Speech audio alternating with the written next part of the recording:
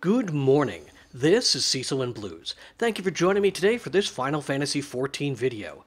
It's Monday, and Stormblood's early access period is just about over. It hasn't been the smoothest weekend in MMO history, but it seems like the bulk of the major issues are behind us. I no longer see a crowd of players gathered around Raban, at least not on Leviathan. We can expect instant server instability during peak playtimes to continue this week, and login queues will be a reality for the next several weeks, especially on high population servers. Eventually populations will normalize, as they always do. Because of the congestion for Battle on Raban's Bridge EX, I didn't get to Kagane until Sunday morning.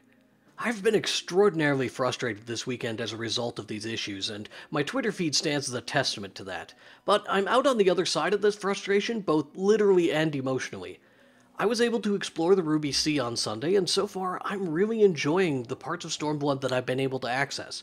The blockage has significantly distorted my plans for coverage of Stormblood on this channel. I'm behind the crowd by nearly 2 full days, so standard guides are going to have limited value.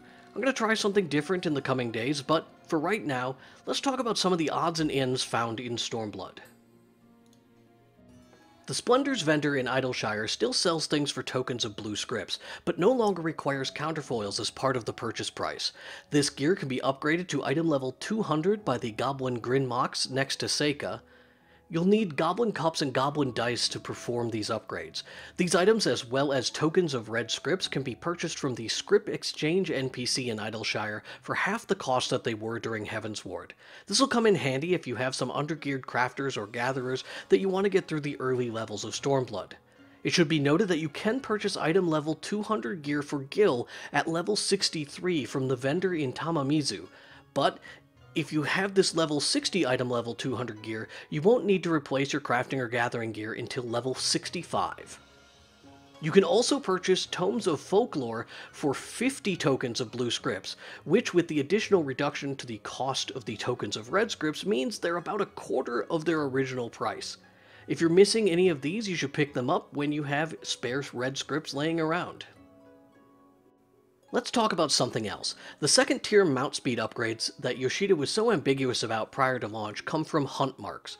You can purchase the Realm Reborn zones for allied seals earned from level 50 hunts, and the Heavensward zones come from Centurio seals. Each book costs 250 seals and can be purchased from the appropriate hunt vendor.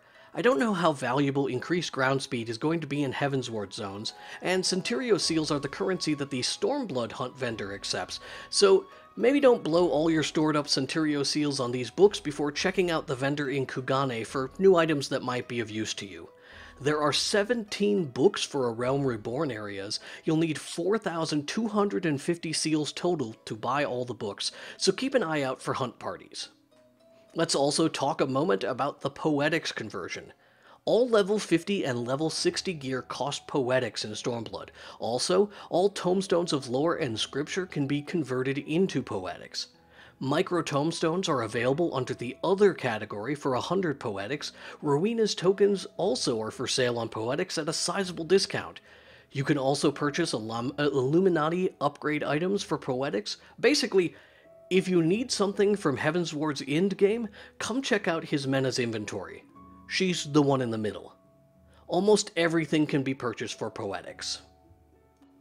Alright, so what's coming up on the channel? I've decided to switch my primary battle class to Samurai in Stormblood, a decision I made instead of knocking on Raban's door. I'll post an impressions video for that once I've experienced max level play. I'm also very interested in taking a further look at Machinist. Beyond that, we'll see. Most of the jobs in Stormblood have me pretty intrigued, so I doubt I'll stop there. I'm going to try something a little bit different when it comes to the leveling dungeons and trials in Stormblood. You should see those videos start to appear on the channel this week. Thanks again for stopping by the channel, and I hope that you're enjoying Stormblood despite the problems. If these problems were too much for you, hey, I completely understand, but I hope that you'll check out Stormblood again in a month or two. The content will still be here. You can follow the channel to be notified when new videos are posted, and you can follow me on Twitter at itsboats to see me lose my mind the next time the solo instance queue crashes. Thanks again, and have a great day.